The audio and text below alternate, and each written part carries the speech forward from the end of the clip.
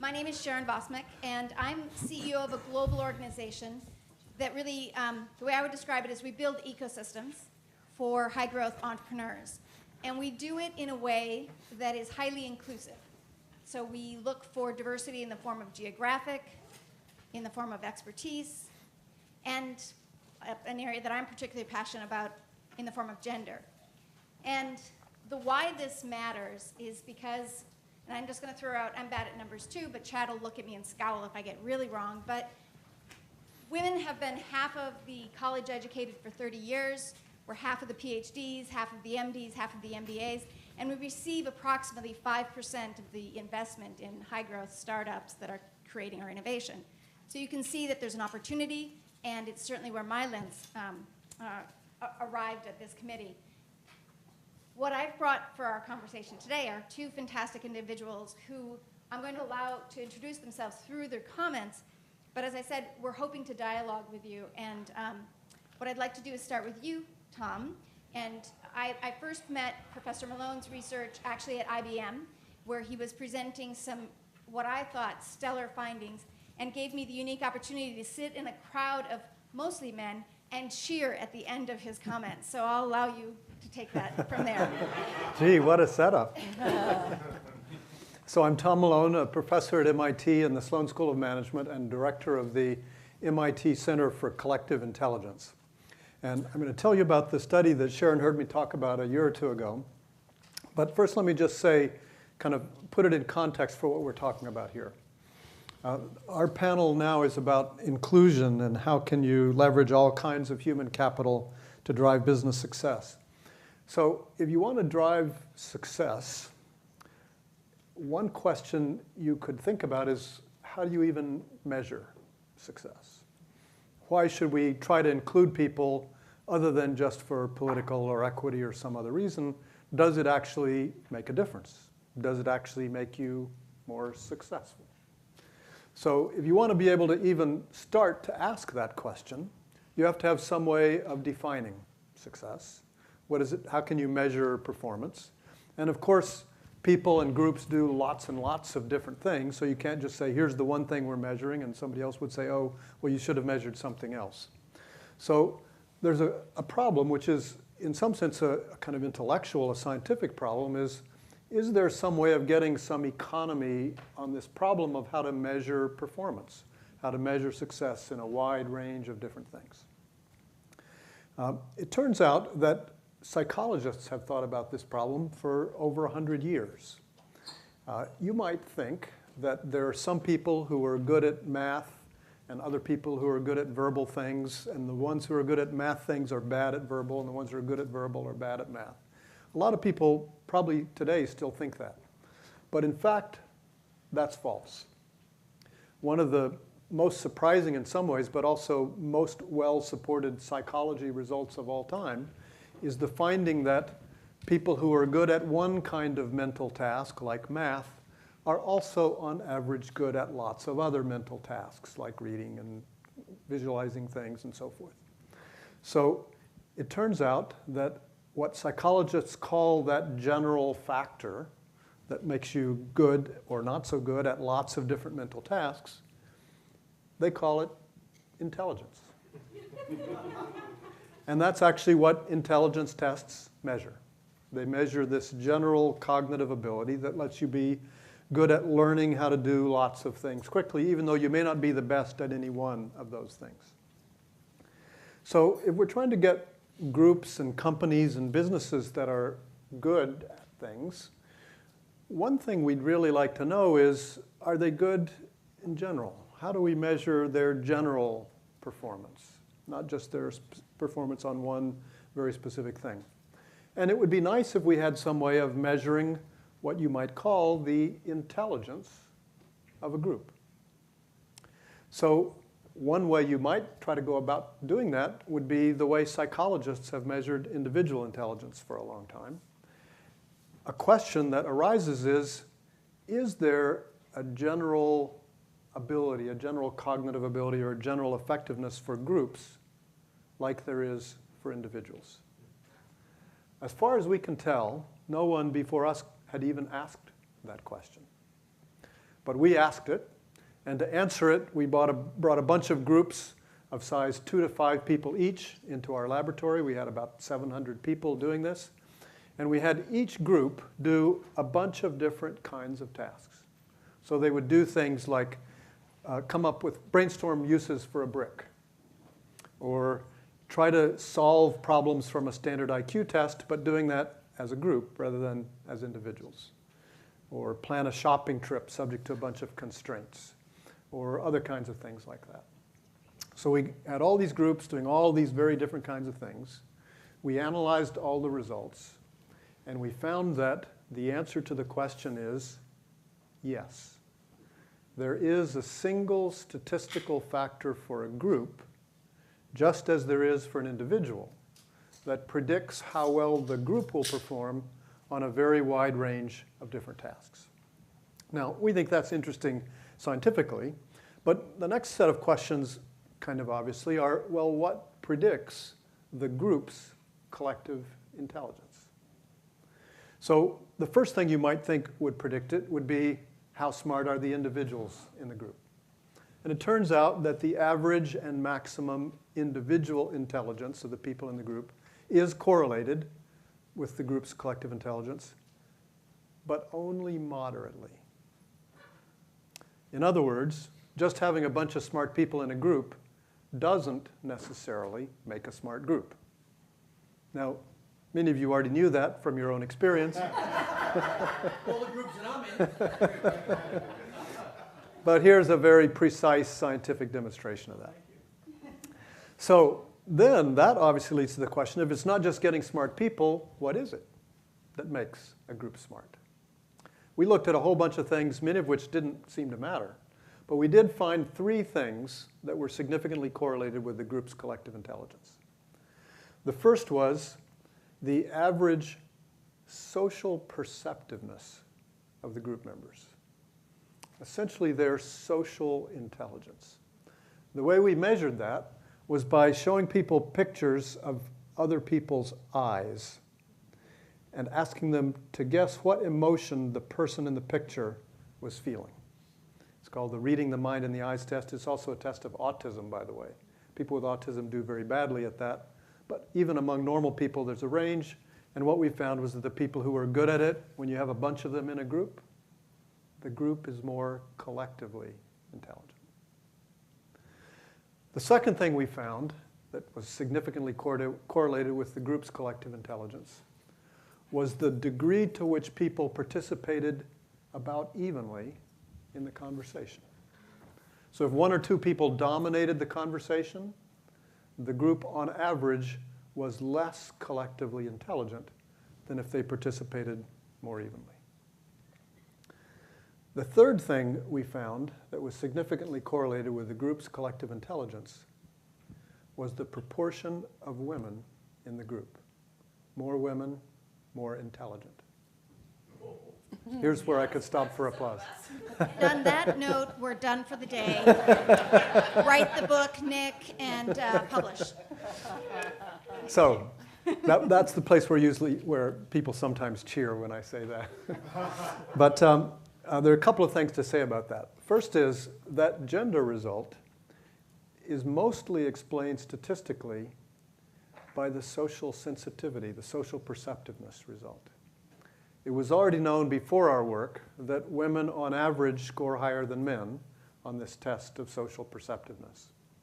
So one possible interpretation of our result is that maybe what you need for a group to be intelligent is to have a bunch of people in the group who are high on social perceptiveness, and maybe it doesn't matter so much whether they're men or women. It just so happens that statistically you'll get more of it if you have more women. The next thing that's interesting here, I think, is that this is not a standard diversity result. Standard diversity theory would say, well, you probably need about even numbers of men and women to get the most intelligent groups. We didn't design our study to look specifically at this question, but based on the results we have, it looks like the groups perform better with more women, almost all the way up to all women. Maybe if you look at the ups and downs of the lines, then maybe there's some noise there. The one that's the very best is the one that's mostly women but a few men. The groups that have half and half, men and women, are among the worst performing groups in our study. So some of that may be noise. We wouldn't want to overinterpret that. And it's also important to say that these are not natural groups of people who've worked together for years in a company. These are in some sense artificial groups of strangers who come together for the purpose of just doing this study. But nevertheless, we think these results at least raise some pretty intriguing questions for how we might want to bring different kinds of people, especially in this case, men and women, together to create more intelligent groups. So you're fired, Nick, and we're putting a woman in your place. I'm just saying. Sorry, I'm following Professor Malone. Sorry, You it's can MIT. you can see- Irrefutable, it's MIT, sorry. You can see that this panel is pretty intelligent. It would be even more intelligent if I weren't here. And now on to Dr. Nelson. Teresa Nelson has actually become a really strong ally in my understanding of the marketplace and in the work that I do at ASTIA as an executive. So I was really grateful that she was able to come today and share her research. So Teresa, please. Thank you very much. First, I'd really like to thank everyone for being here. I'm not an engineer, and the experience is great, listening to everyone. And in fact, I had to take some notes because my brain is sort of popping after all the ideas today and our dinner last night. And I guess I wanted to start off by saying, you know, one of the things I've realized is that the older I get, the less I know. And I think that's really wisdom. And I would start my comments, you know, just briefly by saying I got my PhD in strategic management at University of Illinois, and primarily was trained as an IO economist. And 7 years ago was offered a chair at Simmons College, which has one of the 2 MBA programs for women in the world. I had never done research on sex and gender before, but I thought, hey, this is interesting. And I have moved, you know, from IO economics. I mean, it all stays there, doesn't it? You know, in sociology, institutional theory, identity theory, discourse analysis, French philosophers. You know, I mean, it is the wonder of being an academic, of being an intellectual, to be able to follow that journey. But my point is to say that I have ended up in a place that's much different than where I expected and where I was trained. And it's made a big difference in how I think about these issues of gender and diversity and sex. So let me say, start off, we all know there's a canon about diversity, right? We know that diversity is good. We're all taught that, particularly in creative endeavors. Diversity relates to innovation and is, at least in the short term, antagonistic to efficiency. There's a U-shaped relationship of diversity and productivity, so you can have too much diversity. Diversity causes conflict, and when you have a lot of diversity, you have a lot of conflict. You know, so it's sort of like, if those things are the canon, if diversity is good, if we think that having differences in sex creates some diversity, then why do we have this crawl of women in leadership in business and the sciences? You know, some sciences more than others. So that's the puzzle I started with. How do you make sense of that, right? Like, if we're so smart, if we have our focus on results, if we're interested in performance, you know, we should have figured this out. And I can only share sort of my journey. So one of the big things that I feel pretty confident about is what we do here in the United States. So last year on sabbatical, I finished a study of 25 years of policy of US government on entrepreneurship, particularly around high growth entrepreneurship and particularly around women, you know, to sort of find out where we are with all that. And, you know, it's very interesting that in the US, we've confounded this idea of diversity with this concept of demographic characteristics, right? So when most of us think about diversity, and certainly in a business, you know, setting, we sort of have our boxes, and we think about checking the boxes, you know, so do we have women, and do we have men, and do we have blacks, and do we have whites, and do we have yellows, and do we have, you know, whatever. And the problem is that that's really counter to what we understand from sociology and psychology about what diversity is, right? So demographic characteristics don't deliver diversity on their own. Diversity is about what you bring to the group that's different than other people, and it may be correlated with demographics, but it's not identical. So just because, I remember the University of Illinois very early on, so I was there, in 95, teaching in the MVA program. And the solution of the MVA office was, we'll have diversity. Let's take all the women and we'll put one woman in every group. We'll put one international student in every group, and now we have diversity, right? But that's unfortunately not the way it works. So this confounding of these two ideas of demographic characteristics and really what diversity is in terms of performance enhancement has really led us down a wrong road. So when I look at the programs that companies have and the government has that are directed toward increasing diversity or supporting women's performance and ability to participate, the big thing in the United States is equality of opportunity. And that's not true everywhere in the world, but it is for us, right? So we're wanting to address that both from an economic point of view, but also from a social point of view. But where that's led us over the last 25 years is to most programs, in my opinion, and I may be being expansive, but I've looked at a lot of them, and it's all about fixing the women, fixing the blacks, fixing the Latinas, making them like everybody else so that they can fit in and be productive in the culture of the organization. And so we're going to take them into the system, but then we're going to fix them. And that really hasn't helped us very much. And I think the answer is we have to change the mindset about what is it we're trying to create and recreate. And the comments this morning about the American dream, it's just not the same American dream. It's not the same. It's not the same country that it was before. So to me, diversity is about identity. There's lots of research. Scott Page, University of Michigan, Neil at Stanford. I mean, there's lots of work, and it's about teams, and it's about diversity, and that's where Tom's work is really important. Social identity theory has been around forever. People affiliate with identities.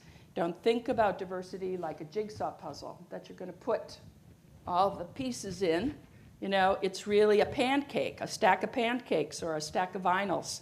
You've got to have all the pancakes, and we pull out pancakes and we play them, or it's a deck of cards. But I like pancakes because you can imagine, right, when you were a kid and you would stick your fork in the pancake and the syrup would go down through the stack of pancakes. And that's what actually happens because our senses of identity blend and mix and, not entirely. So it's more like a stew we're trying to create, not a puzzle. Sex and gender are very different things. And I'm going to say one more thing and then I'll stop. But who caught the news about Facebook this week? Big news in the sex and gender conversation in the world. Facebook has now allowed the participant to go and when they identify themselves, they are now offering people 56 options in terms of gender.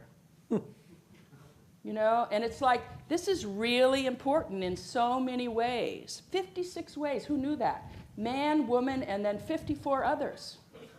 And there are people right around us who are identifying themselves in a new way. Gender is socially constructed, and it doesn't have to do with the body parts that we have. Gender is about how our society has decided who men are, who women are, what men do, and what women do. So, do you want me to Go ahead, build on Tom. that? So just one quick reaction or building on what Teresa was just saying.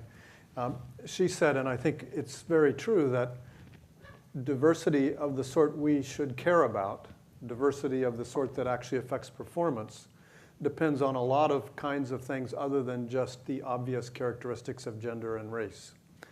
One sort of specific example of that is a study we did, another study in this line of work on measuring collective intelligence, where we looked at a different kind of diversity, which is cognitive style diversity.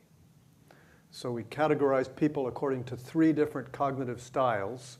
One was verbalizers, one was structural visualizers, and one was object visualizers. So loosely speaking, think of that as people like English majors, like science majors, and like visual arts majors.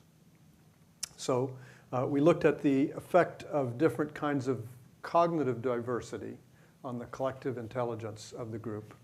And what we found was that the best amount of diversity was an intermediate amount. That is, if you had too much cognitive diversity, it wasn't very good, just as if you had too little, it wasn't very good. What was best was a sort of medium amount of cognitive diversity. So what we think is that if you've got people in there who think completely differently, and they're about half and half, or all three different kinds are in there equally, it's really hard for the group to make any progress, because they just don't understand each other. They can't communicate, really. On the other hand, if you have all of one kind, they miss a lot of things that they're blind to. But what seems to work best is if you have a kind of critical mass of people who think in one way, but you got enough of the other kind of people that they don't get stuck in any of the kind of blind alleys. Mm-hmm. So that's an example. And we agreed, so I'm going to hold Teresa to this at this moment, and you can comment. We're going to open up for conversation with you.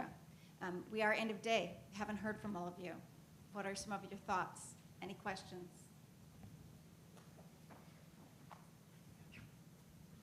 I'm somewhat struggling with the diversity question, and let me tell you why. Just think about this scenario. I understand the concept of trying to have multiple, that somehow definition of diversity is better or could be better when you find other metrics of diversity outside of race and gender and other these things. But let me ask you a question.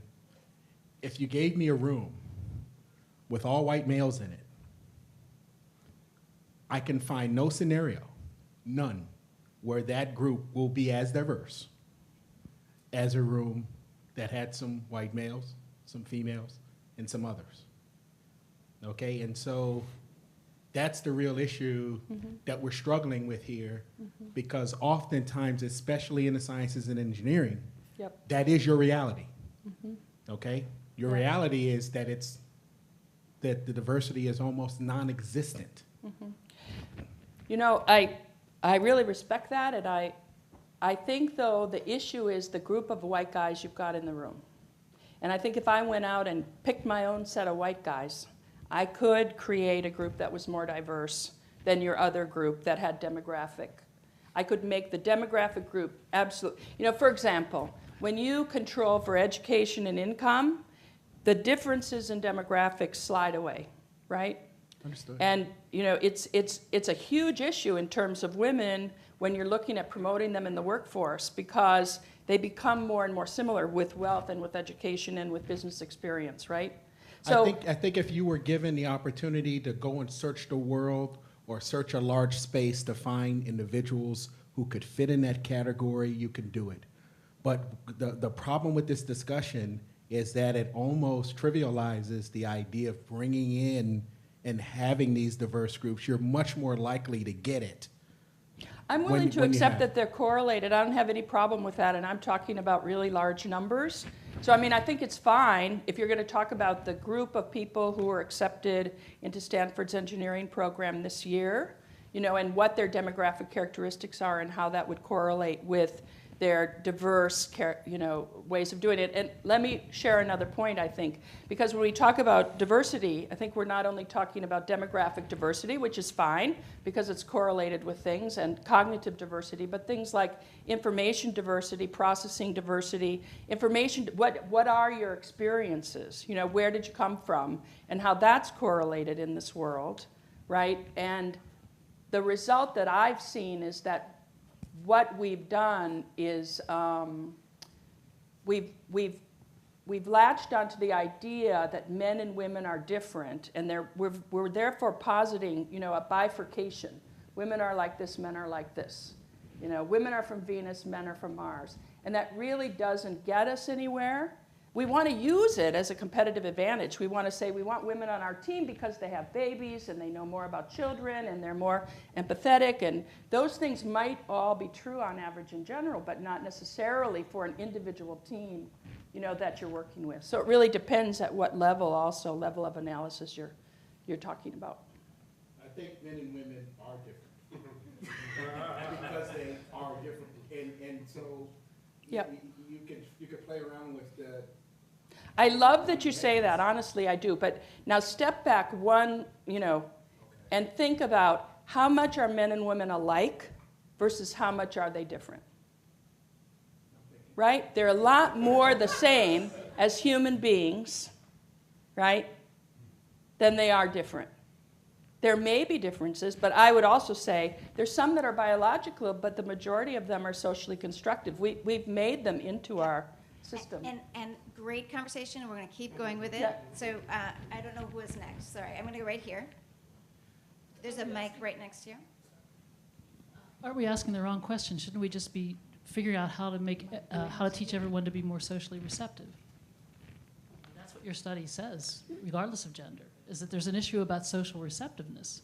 Yeah, social intelligence. How do we do that? Yeah, so that's not the only thing that matters, but that's one that I think is not nearly appreciated enough so far. In fact, just to give you a hint about some other work we've done that's not yet published, we also did these same kinds of collective intelligence studies where half the groups were face-to-face working around the table. The other half were communicating only electronically via texting. They could only do text chat to each other. We gave both groups this same test of reading the mind in the eyes, as it's called.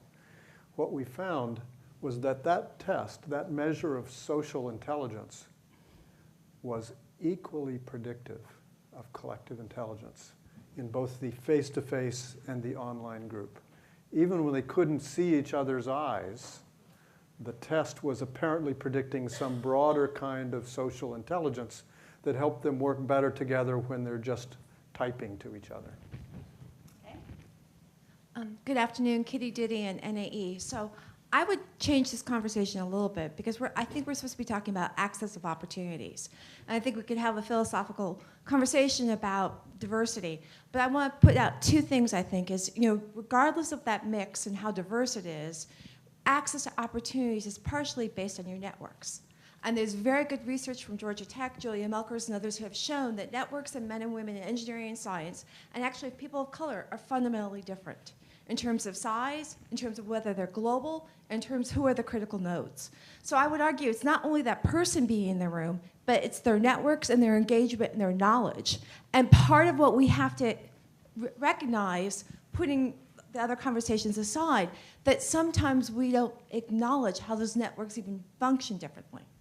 And then the second thing I would mention, there's a researcher, Mandy Koo at Stanford, has actually looked at access to capital and how there are differences with the same technically trained men and women into whether or not they get access to capital. So yes, it's not only their approach and how you may be framing it, but then part of these opportunities go beyond just your knowledge and how you respond and how you engage, but then all of this is not just done in a blank slate. You have to do it with different communities. So I guess my question I would ask you is, with that knowledge, how do you then, outside the group who is now more diverse, do you help them when they're working, so if they're building prototypes, or if they're going in to get funding or development, how that group then functions? That would be my question. So Go ahead. I think the question is, what goal are we trying to achieve? At least one important question we should be asking ourselves. Is our goal to have the best performing groups that can make the most value for America? Is, on the one hand. Another possible goal would be, is our goal to reverse inequities that were historically true in various kinds of ways? Is our goal to give everybody equal opportunity regardless of what the outcome is? I think one reason this conversation is so hard is that different people have different goals in mind.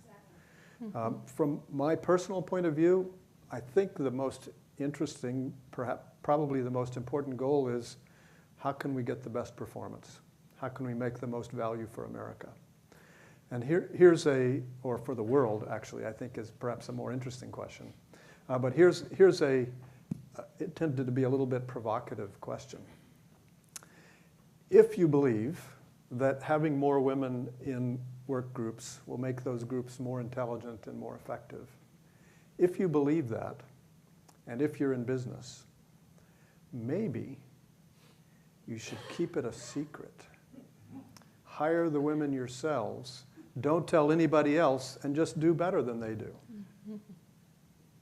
This is a very cynical or sinister panel we're going to be. Tom, could you give us a sense of how much more intelligent a group is than, let's say, the most intelligent person in the group or the average intelligence of the group? Is it a 2x opportunity? I'm an engineer, so I need a few more metrics. Yeah. Well, we actually didn't look at that question. There are some things for which individuals are smarter than groups. There are other things for which groups are smarter. This wasn't the main focus of the study I described, but we did find that the groups did better as they got bigger. There was a linear trend roughly from 2 people to 5 people. If you keep getting bigger, at some point that levels off or probably turns down.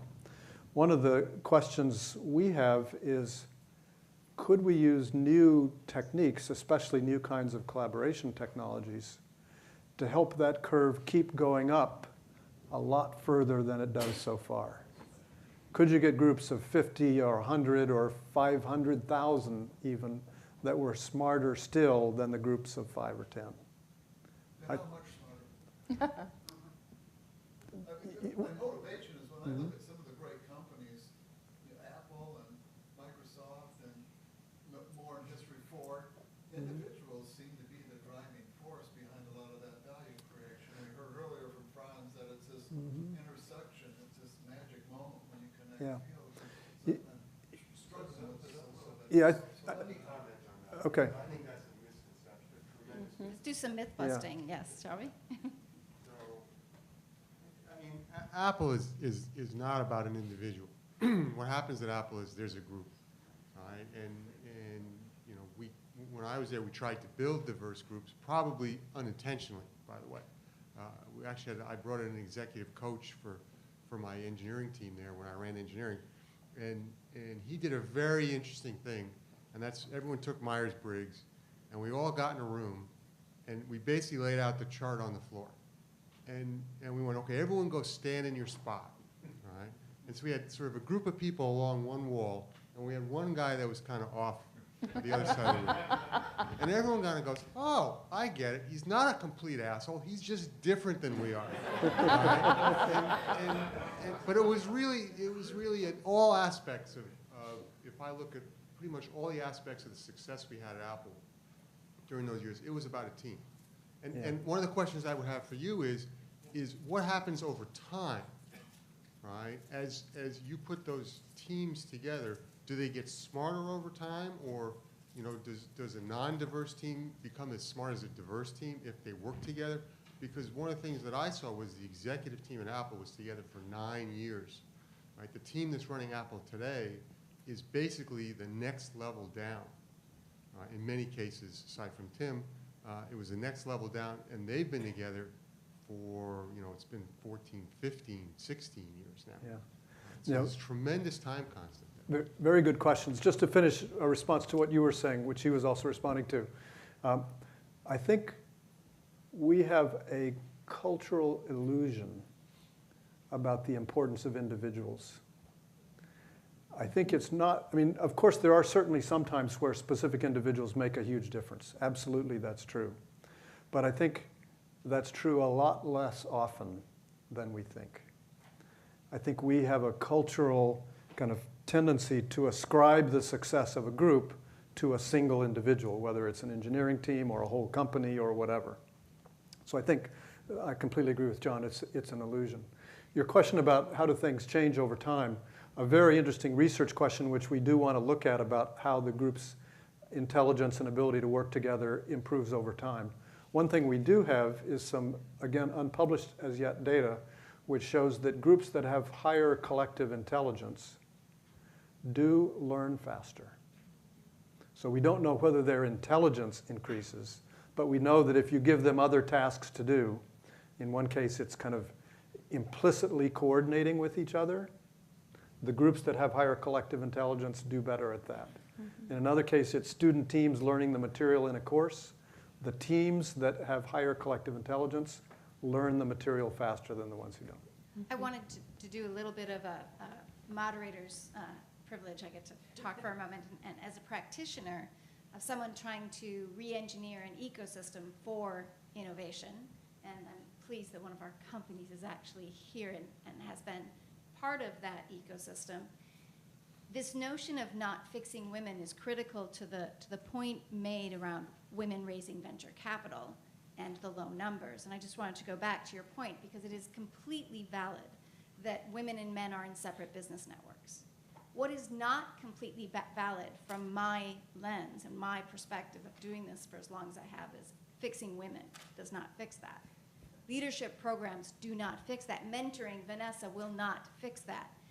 Vanessa knowing Nick, who's a man, who might not naturally be in her network, is fixing that. Mm-hmm. It fixes it both for Vanessa, because she's just extended her network across gender, and it fixes it for Nick, because we've fixed his network across gender. It's as simple as that for the ecosystem. You've been fixing me for a long I'm working on that, Can I just respond to that? Okay. Nick. Okay. Okay, yeah, my name's Graham Doxey. I'm founder and CEO of Node Global Learning Network, which is, so I want to talk about access for a little bit, but I first will give you a little bit of background. I look like a white guy. I am. Very much. Okay. You But- had me fooled. But I lived and worked in Japan for 15 years, so I'm a Japanese speaker and went to work every day and worked in Japanese for a long time. And so I was the only white guy in the room sometimes, right? And when I got on the train, people moved because they didn't want to be sitting by me.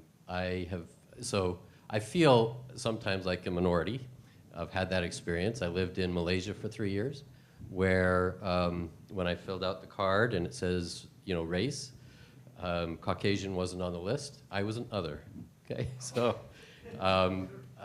my management team, I was the CEO of a 14,000 student university there with 10 campuses. My CFO was a tudun-wearing Muslim woman. I had 9 people on the team, 5 of them women. So we had a really smart team, very intelligent team, and 2 Chinese. I was the only white guy on the team, right? So when I've spent a lot of my adult life being the only white guy in the room. So when I say I don't feel like, I feel like the minority most of the time when I'm working around the world. Yeah. And so I guess my point is, too, Nelson Mandela's, one of his famous quotes is, the greatest weapon to change the world is education. And that's what I'm focused on. I'm building this global learning network, which is focused on another concept which is very important, experiential learning. So what I described to you in terms of my experience is basically to make the point that if we can bring education to the broader sector, the broadest sector of society, we're going to change the world, because people who are in majority in their neighborhoods, whether it's a hood or a neighborhood, right? They're in the majority wherever they are. If they get out of that and have an experience somewhere else, where they're the only white guy in the room, or the only Asian in the room, or the only black guy in the room, or whatever the experience is, we're going to change the world. So the question is, how do we create access for the largest number of people around the world to education? That is an education, it's not just an education that imports people into college campuses and say, we're global, right? I mean, Americans going to Malaysia, okay? Or, you know, other places, or other people coming here, but having those experiences. And I think that as companies, in order to make America better, we have to be able to create environments to learn how to, you know, those experience being the minority, no matter where we're coming from. Teresa, did you want to? That's a big question and an important one, and it's why I started taking groups of people to different parts of the world, all over the place, and I found it to be the most meaningful professorial activity I ever had, that honor of doing that. I have to put it in a different context because it's just where my mind is right now. So I live in Boston, and anyone who knows Boston, Bunker Hill Community College, their enrollment has doubled. White people are not the majority. They hold classes at midnight because their demand is so high. Even at 1 o'clock in the morning, right, they're teaching courses, and my students go there to teach, you know, and here they are, privileged, white, usually MBA students, right? And they find they have to go back to how do you get to class on time, how do you write an assignment, you know, but you can make value out of that. I guess one of the big thoughts, you know, the thing that keeps coming back to me from all the day is what's the potential of a community college system to serve internally. I'm not answering your question about getting people overseas, but it's the same sort of intent. How do we see the community college system in the United States as a way that does that, but here, right? Which is a site of integration for all sorts of diversity. And how do we value that more than we do and build value? So that's not, it's indirect. Nick? So this is great. I'm glad we had this sequence of questions because this is, Tom, actually in the end all about making value for America. Okay. So if we make value good here, we'll work on the world in the next study, but we need to get this one right. So tell me what, between the two of you, Teresa and Tom, what do you know about the rest of the world in all of the thinking that you've done and all the research that you've done? I mean, I want to believe that intrinsically we have an advantage. We've heard this throughout the day. Nikki Lou says, you're more innovative here. You know, that's why we want to be here. You're implying that if we get this diversity issue correct, if we get this inclusion appropriately, you know, fixed in our minds, and we get and structure ourselves correctly, we're building higher performing teams, whatever they do. Tell me how or what you know about the rest of the world, and what are we up against? Who are we up against? And are we up against people who are ahead of us? Or are we up against just ourselves here? Can you comment? Yeah, go ahead. You want me to start? Sure. So, you might not like my answer.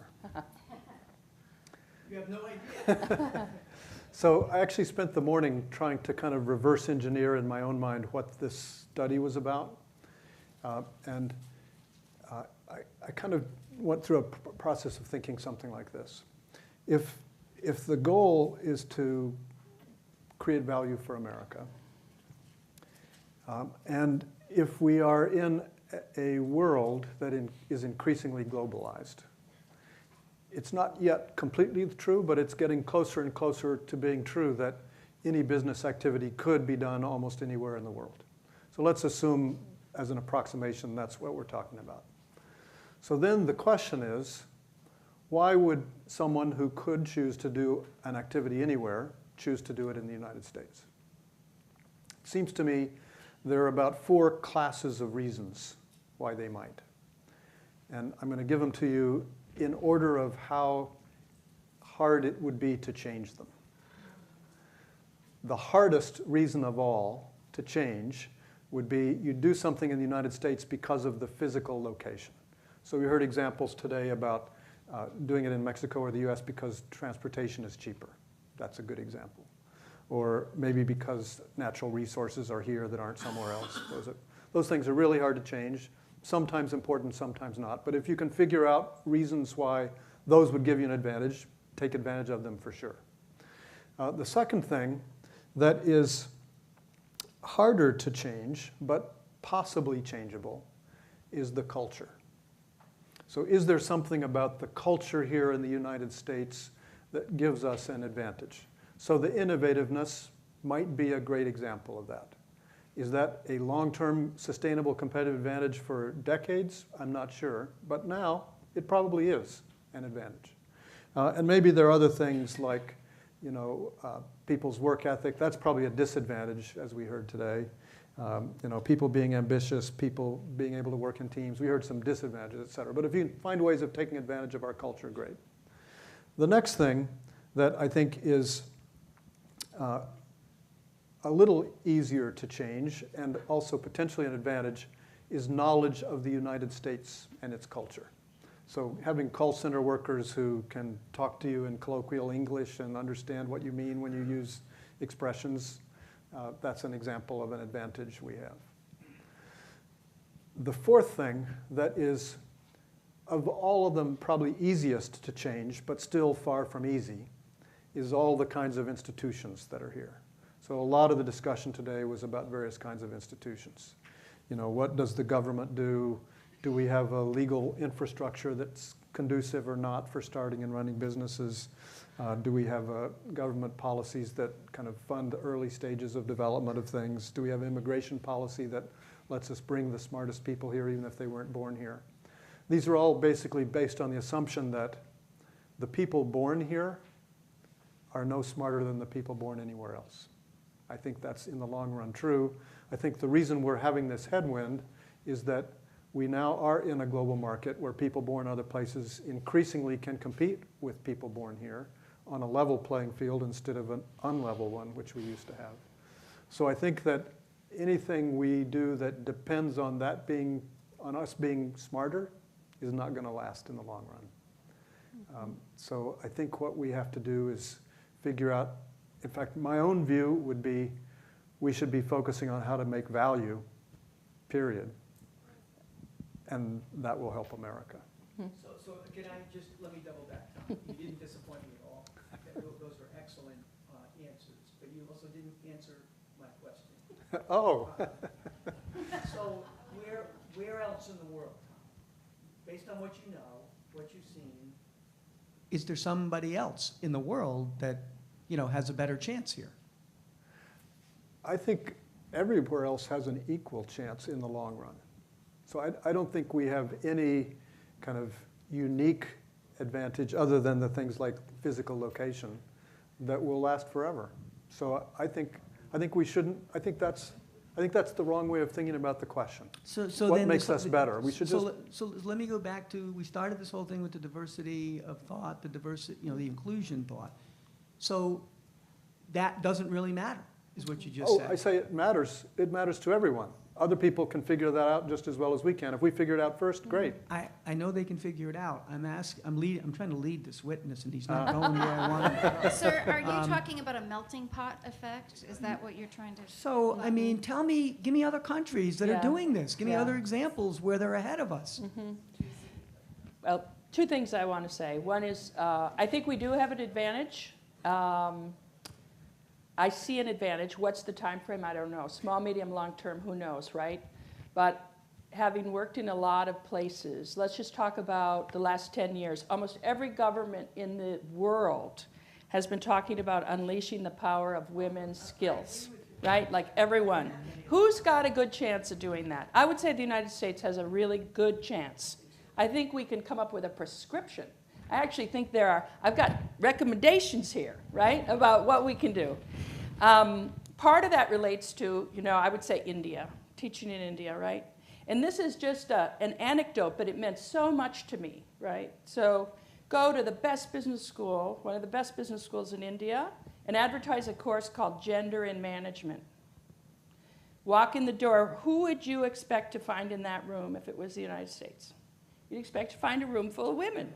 Because in the United States, we've aligned the idea of you know, women's advancement in leadership positions. That's a women's issue, right?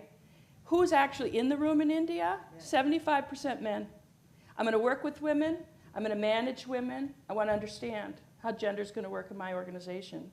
So, you know, the interesting thing in terms of my recommendations and why ASTIA is important to me in organizations like ASTIA is in the United States, the solution is the men with power who have to understand that there are women right within their sphere who need, you know, a boost, who need an invitation to the cocktail party, who need to be asked a question at a company meeting. It's really simple, right?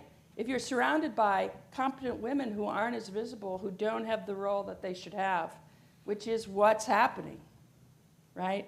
And so ASTIA's principle of having 50-50 men everywhere, the board of trustees, all the meetings, all the advisors, you know, like that's the solution. That's a big part of the solution to me. It can't be a women's issue. It can't be any of the check the box people's job to find their way. And just to go back to the comment, I didn't get a chance, right? It's just such a perfect illustration. Take the people walking out of Stanford Business School, the men and the women, and see how much venture capital they get. And what's the lens we put on it in the United States? You know, the women somehow didn't do something to get the venture capital. And what we're not doing is putting those students in their social context and realizing that the whole network is making a decision. It's not just up to that person, you know, who sort of walks out of Stanford Business School. So it's an ecosystem issue, and we can solve it. So, can I just do one quick thing? Yes, go ahead. I think I see now where he was trying to lead me. So I think that you're right, that we do have an advantage in terms of the degree to which we have integrated people from all over the world into a melting pot culture. And if we want to build on that advantage and strengthen it, it seems to me if I had to pick one thing in answer to the question earlier, it would probably be immigration policy.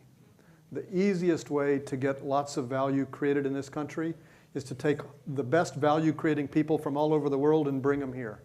That's a lot easier than changing education or anything else.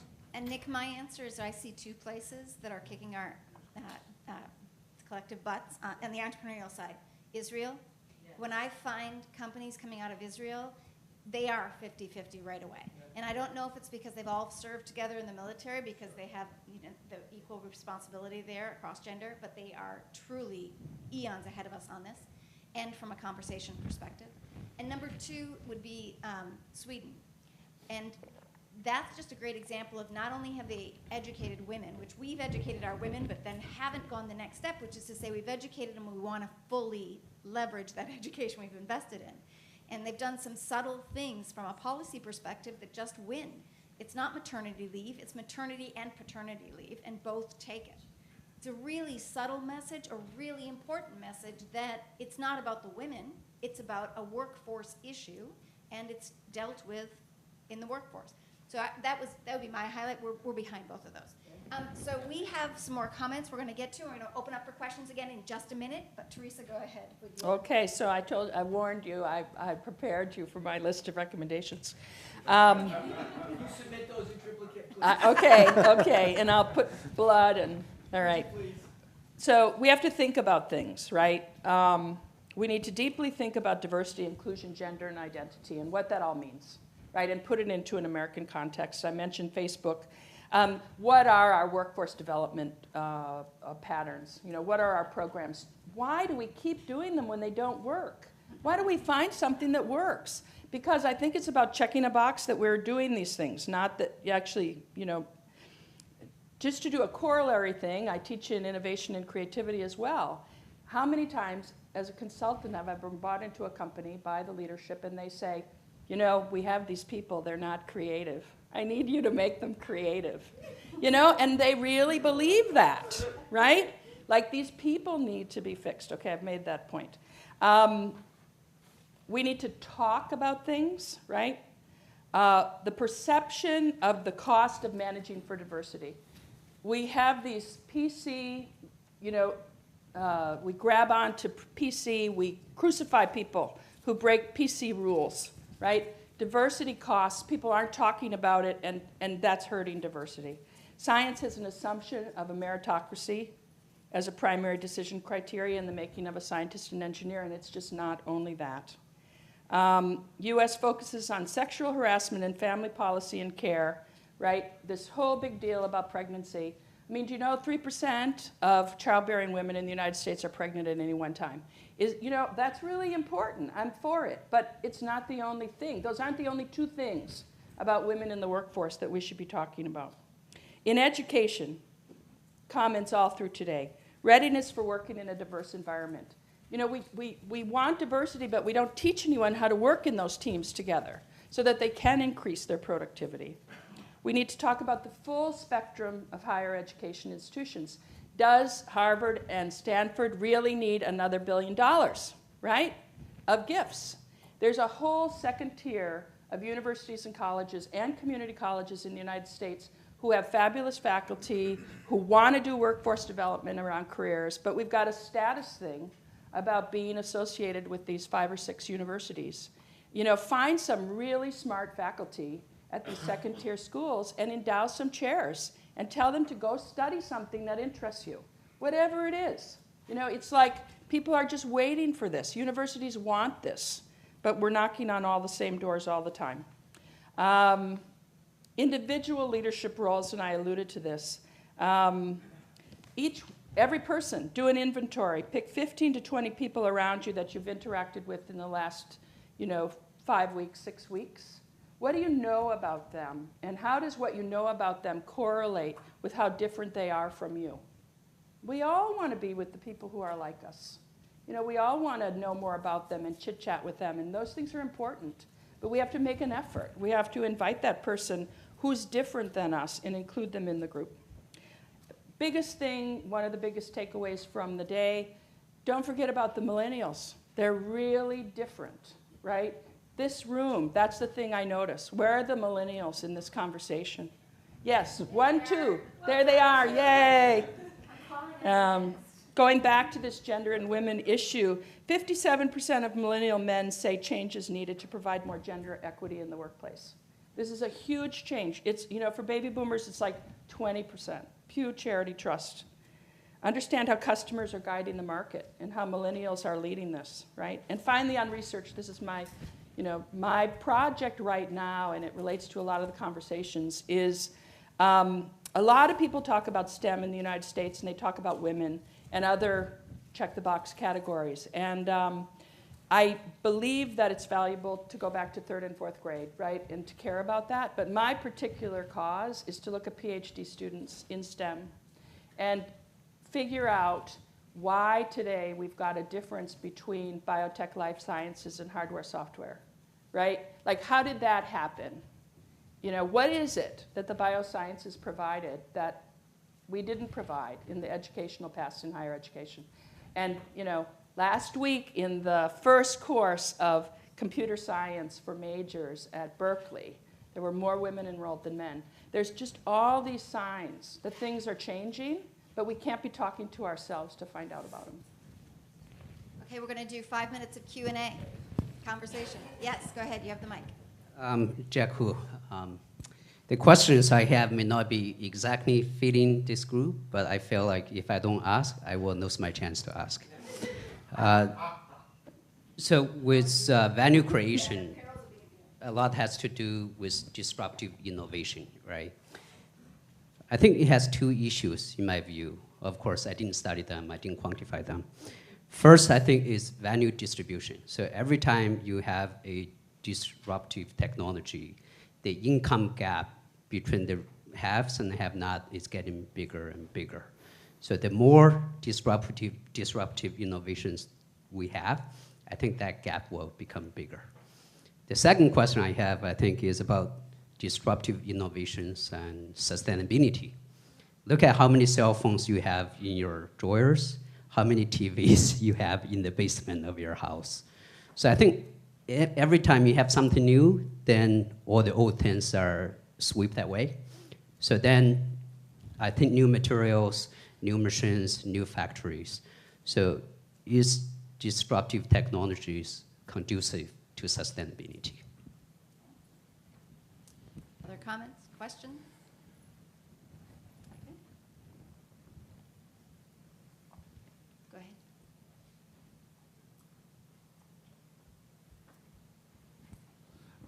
I do believe that we have a lot of work to do in this space. And let me give you a couple of things that I see on my end. I not only look at, I'm also the coordinator for all of the UC, University of California deans. So I see the data that comes through all of our campuses at both the undergraduate and graduate level in engineering. And so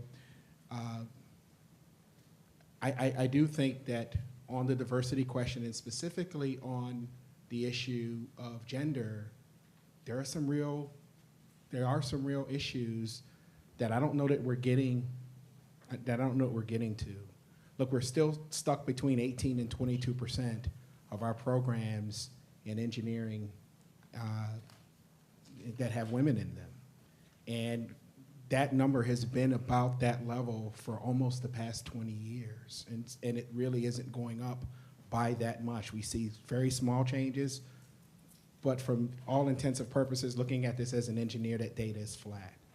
Okay, and so the same issue can be said for both Latino and African American students as well. See small upticks, but in general, the numbers are relatively flat over a long period of time.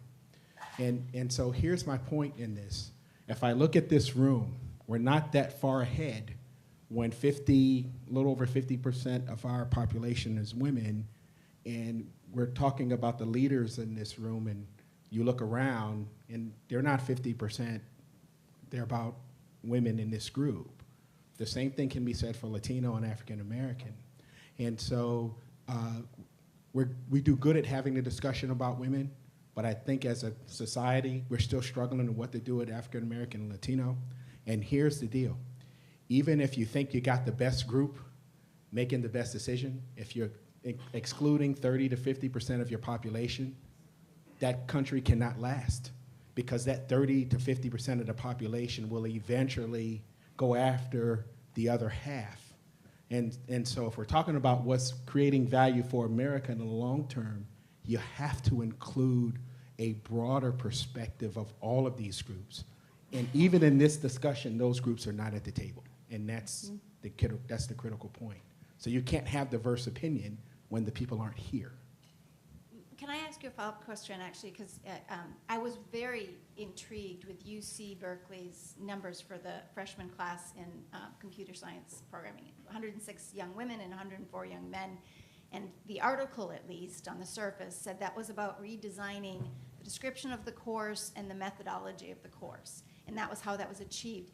Are there any things you can share with us about that? Because I think the only other university to have seen that has been Carnegie Mellon, managed to hit 50%. What was the... Well, no, actually, there have been some changes at some other campuses in California. And so we've seen that at other places in computer sciences when they've made those changes. And so... They've been changes to what? Let's talk... It's primarily changes to the way in which the course material, the way in which the brochures are portrayed. Yeah. They just seem more welcoming and open. And these are the kinds of things that I think you start to get at these issues when you deal with it in that way. And also the behavior of the students in these groups when you bring those students together. Because bringing the kids in is one thing, making sure they stay and they matriculate through the program is another, and they're working on that issue now. They had the same thing at Harvey Mudd and some other places. They've been able to do some similar things there. The redesign of something other than the individual, right? Redesigning the... Okay. Over here, I want to call someone who I haven't called on yet. Because we haven't heard from you all day. Here comes the mic, right behind you. Yeah, Dan Swinney from Chicago. This is, we frequently have come back to say, well, the solution is immigration reform. And I think if we're really going to have, we're going to make value in this country, it's really going to be focused on really transforming our internal situation.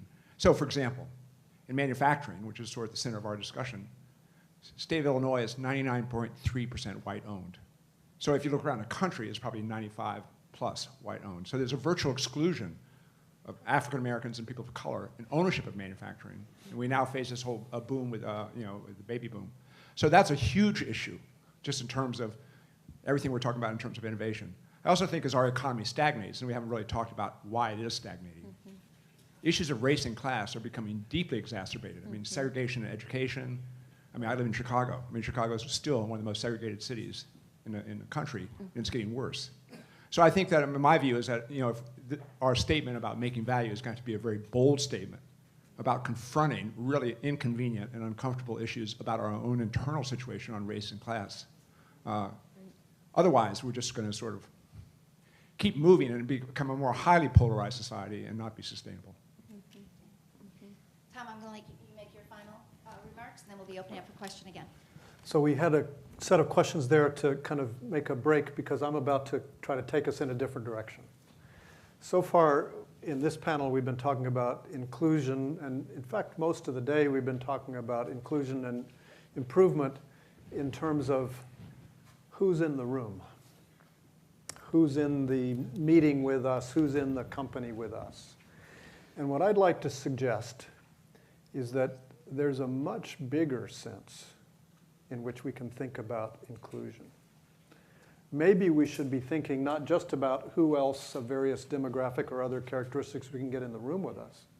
Maybe we should think about how can we get thousands and thousands of people all over the country or all over the world to help solve our problems. So you could imagine using this approach for any kinds of problems, social problems, business problems, all kinds of things. I want to illustrate the possibilities with an example that we've been doing in our research at MIT on a specific problem, which is probably even harder than the problem this group is assembled to deal with. The problem is what to do about global climate change. So as you know, it's a really big, hard, complicated problem. It requires very diverse sources of knowledge and insight and input and ideas to figure out what to do about it, from upper atmosphere physics to ocean chemistry to the psychology of human behavior.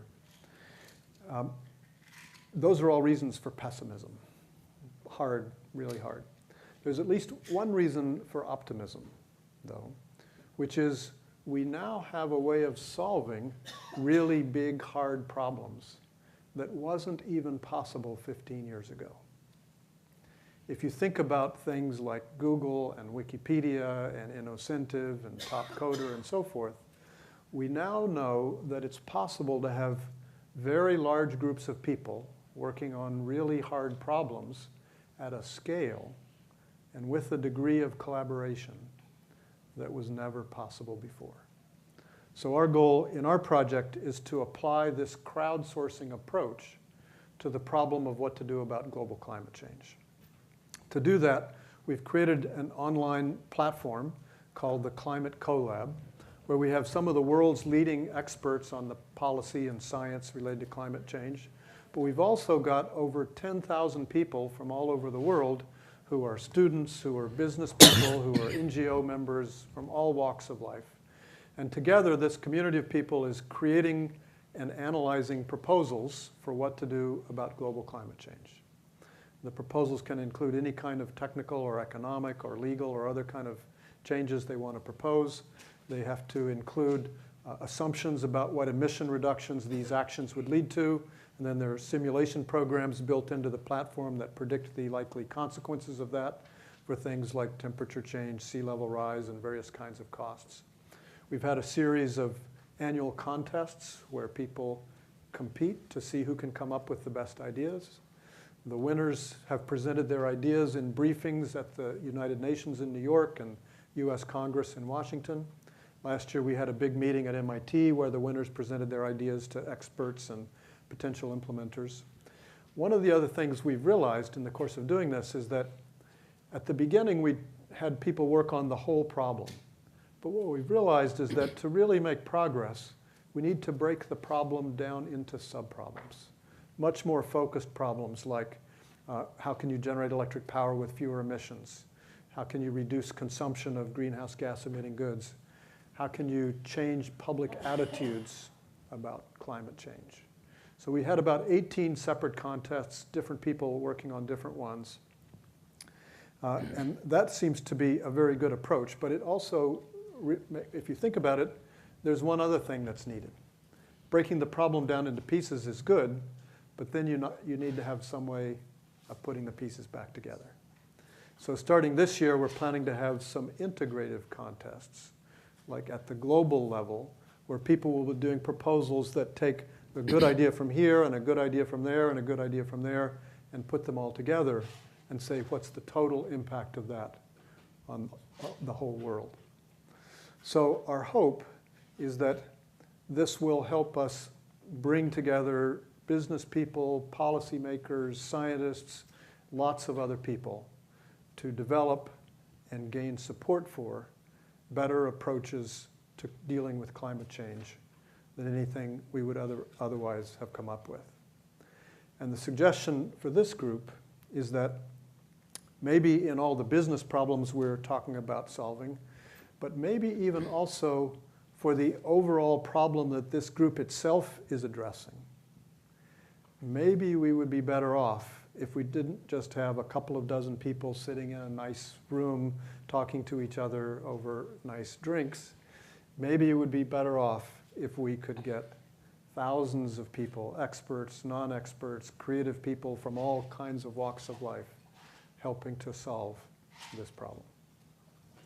So for discussion, redefining team. Thoughts, questions?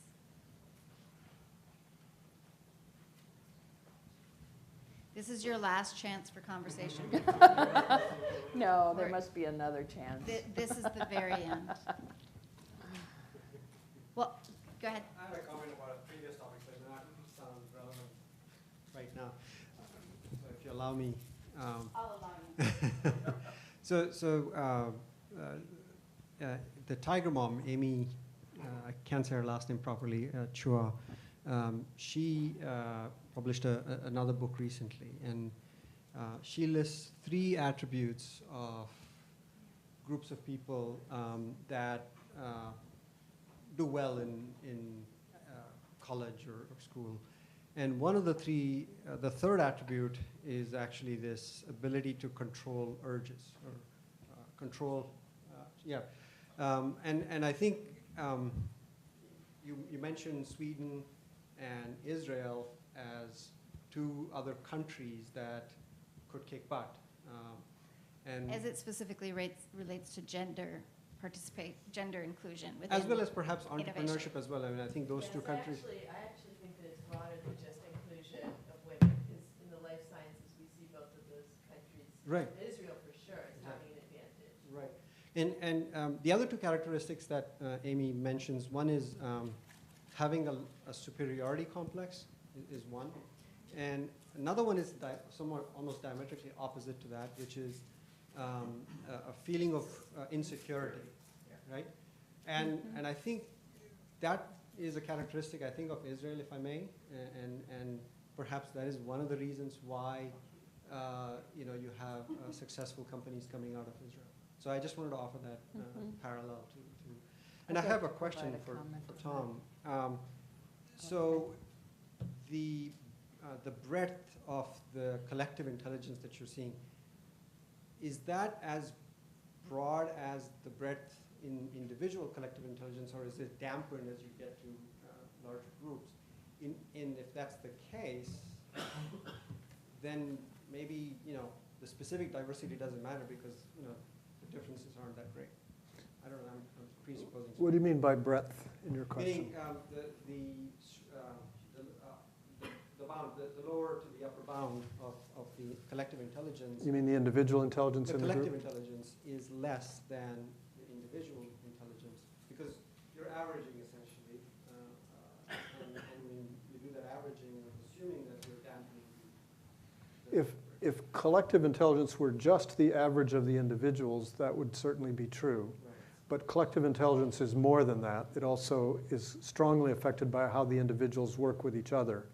And so it seems quite possible that you could have a big variation in the collective intelligence of a group that is driven by how well or how badly they work together. You could have a bunch of average people who work together terribly and they're really stupid as a group. 1 minute, Nick, and then I'll pass it. Well, I actually, No, it's okay. I want to ask Tom something. I want to respond to You're Tom. shutting us down. Somebody, no, I'm not going to shut you down. I will shut you down, but it won't be right now. So you wanted a comment. I think your thought at the end was very powerful. I'm not sure if you fully grasp and understand what Tom is talking about. There actually are companies that do what Tom is talking about. The one thing, Tom, that I'd ask you to include in your thinking is we're not taking advantage of these MMOGs. You're not taking advantage of the millennials. You're not taking advantage of the massively multiplayer online gaming mentality. And there are companies that actually harness that, and not to play games, but to actually solve problems. Yes, yes. Folder is a So good example. what you were pointing to is, with this whole group strategy, we actually picked the winner collectively. We know you're better. We actually know Ann is better than you. So we decide to vote for Ann and not you, even though you think you're better than Ann. There's a great deal to be said about what Tom is talking about, to try to bring people together electronically, to use the phenomena of social media and this gaming mindset. You should not forget there's 250 million people who play games every day. Some of you, I'm sure, are part of that mob. So I do get excited about that, Tom. I think there's much more to be done here. And so I'd say amen. If you have technology that we could use to experiment with over the next few months, we'd love to explore the opportunity to do that. I'd be happy to talk about that. Interestingly, it applies back to the prior panel's comments about finance. If venture's in crisis in any particular way, venture investment is in crisis in any particular way, it's limitation in who participates. If you look at VCs, they come out of the same, majority of them, come out of the same schools, same background, and same education. And 4 of them sit around the table to choose investment. What we've managed to do at ASTI is actually turn the 5,000 community members into an investment decision-making machine. Very cool. And you harness this expertise in a way that allows to allow for fewer blind spots, which is phenomenal. You cut not just across expertise, but also across geography, so you can find out where market might be hidden. We also cut across, we don't weight the investor's perspective more heavily than the entrepreneur's perspective, more heavily than the industry expert's perspective. You actually end up with a more complete assessment of the investment opportunity. And it was actually out of one of your talks that I saw on the web too that I really figured out we were doing something based upon more of your research. So it's fun, fun to finally meet you. On that note, I want to thank the final panelists of the day for staying, for coming and joining us. Thank you both very much. Thank you very much.